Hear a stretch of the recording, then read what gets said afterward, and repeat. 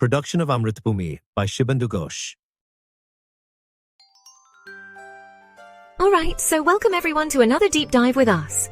Yeah. And today we're going to be looking at something pretty cool, I think. Okay. And that's the Bhagavad Gita. The Bhagavad Gita. Have you heard of this one? I've heard of it, yes. Okay, good. Very famous. Yeah, so we're just going to be looking at a small section of it, just the very beginning. Right. To kind of get our feet wet.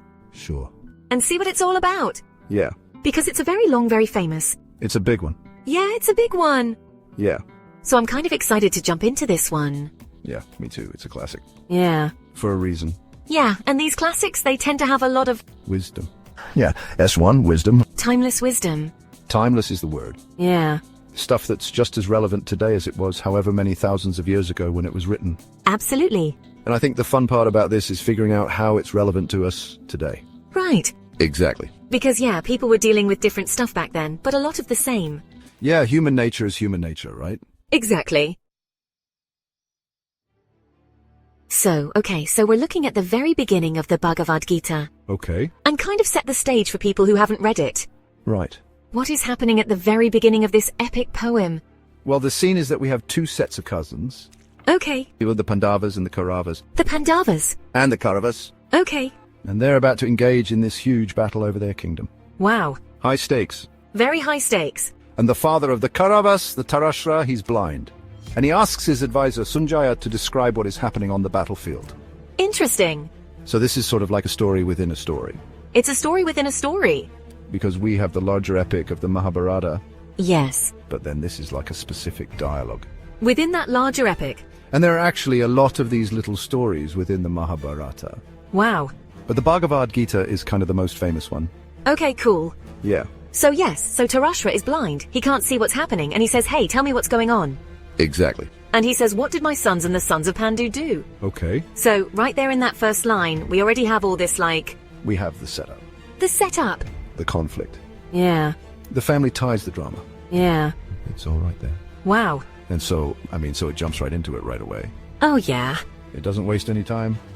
Okay, so then we skip ahead a little bit. S1, Media Group, historical reenactment of epic battle, warriors preparing for battle at stock at distribute _equally. No. And we get to this very pivotal moment where Arjuna sees his own family members on the battlefield lined up against him. Oh yeah. And like you were saying, this is where things start to get really intense. Intense. Yeah. And really interesting, I think. Yeah. You know, maybe this great warrior who's just going to go charge into battle. Yeah. But instead we get this moment of deep introspection. Yeah. He's like, wait a minute. He's like, hold on. Hold on a second. Yeah. This isn't what I signed up for. This is not what I thought it was going to be. Yeah.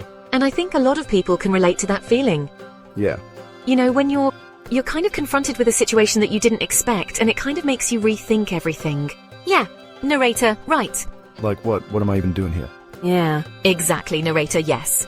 Yeah. And that's what Arjuna is going through. Yeah. And he actually says he would rather die than fight his own kin.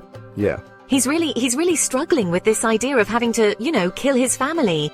Yeah. Essentially for this kingdom. And this is really interesting to me because I feel like most of the time when we think about, these ancient epics and these big wars and stuff, we think about glory and conquest and bloodshed and, just kind of mindless violence.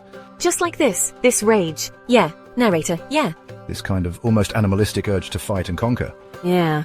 But here we have this moment of real humanity where Arjuna is actually wrestling with the moral implications of his actions, which I think is something that we can all relate to.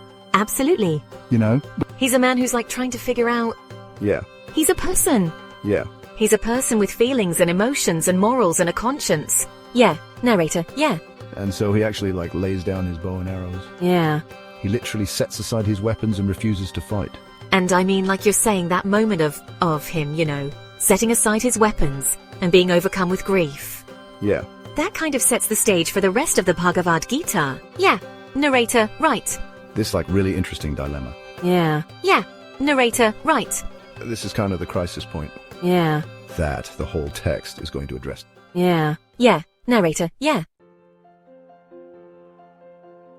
And it's from here that, Krishna, who's Arjuna's charioteer, will spend the rest of the Bhagavad Gita kind of guiding him through this.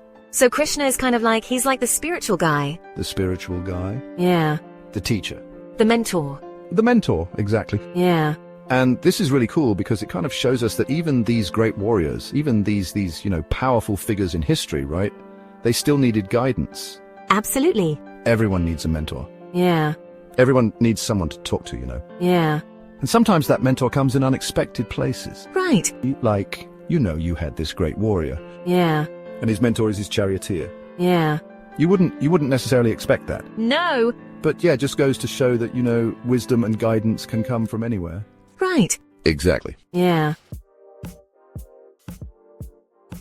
And then we look at the very beginning of the Bhagavad Gita. Yeah. We've just scratched the surface. But even just in these first few verses, we've already uncovered so much. So much depth. Yeah, S1, right. Like this conflict between duty and morality, the importance of family ties, the role of a spiritual guide in times of crisis. These are all things that are still relevant to us today, thousands of years later. And think about it. The question that Dhritarashtra asks at the beginning about what his sons and the sons of Pandu were doing, that question of what are we doing is something that we're all constantly asking ourselves, Right. What am I doing with my life? Yeah. What are we doing here? What's the purpose of all this? What are my goals? Yeah. And the Bhagavad Gita offers some really interesting answers to those questions. Right. And I think that's what's so powerful about these ancient texts is that they force us to confront these really big questions that we might not otherwise think about. And they give us a framework for thinking about them. Yeah. They give us a language to talk about these things that maybe we wouldn't have otherwise. Yeah. And so, even if you're not, a spiritual person or a religious person, there's still so much value in reading these texts. Absolutely. Because they really do offer a different perspective. Yeah. And we challenge us to think differently about ourselves and the world around us. Yeah. So yeah, I think that's a great place to leave it for today. Okay. Obviously we've only just scratched the surface of the Bhagavad Gita. Yeah. There's so much more to explore. But hopefully this has given people a little taste of what it's all about. Yeah. A little appetizer. Yeah. And maybe even sparked some curiosity. Yeah. Some questions. Yeah. Maybe even some arguments. Yeah. But hopefully some good discussion. Yeah. I would leave people with is, what would you do? Yeah. If you were in Arjuna's position, if you were facing this impossible choice between duty and morality, what would your conscience tell you to do? Yeah. It's a tough one. It's a tough one. Yeah. But it's a good one to think about. Yeah. So think about it. Yeah. Mull it over. Yeah. And maybe even check out the Bhagavad Gita for yourself. There you go. Thanks for joining us.